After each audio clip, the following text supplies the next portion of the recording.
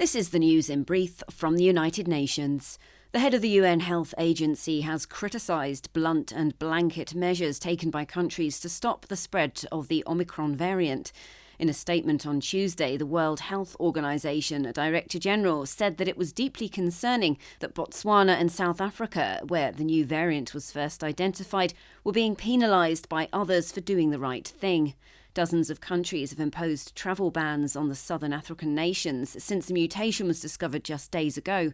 Tedros said that while it was understandable that all countries should want to protect their citizens, Omicron was still a largely unknown threat, and he insisted that the world should not forget that we are already dealing with a highly transmissible, dangerous variant, the Delta variant, which accounts for almost all cases globally.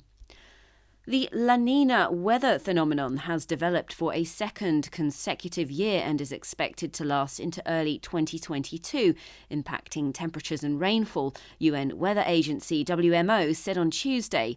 Most data models indicate that it's likely to be a weak to moderate La Nina, making it slightly weaker than it was in 2020 and 2021.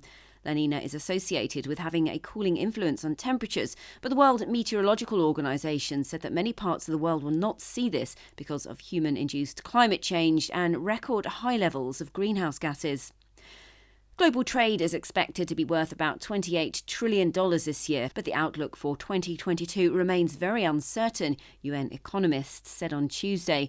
This strong growth in demand, at least for goods, is largely the result of renewed demand as pandemic restrictions have eased, but also from economic stimulus packages and increases in commodity prices. According to UN trade and development body UNCTAD, although worldwide commerce stabilised during the second half of 2021, trade in goods reached record levels between July and September. In line with this overall increase, the services sector picked up too, but it has remained below 2019 levels.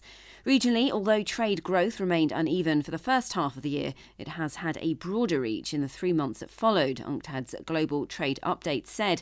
The report valued the global goods trade at $5.6 trillion in the third quarter of this year, which is a new all-time record, while services stood at about $1.5 trillion. For the remainder of this year, UNCTAD has forecast slower growth for the trade in goods, but a more positive trend for services, albeit from a lower starting point.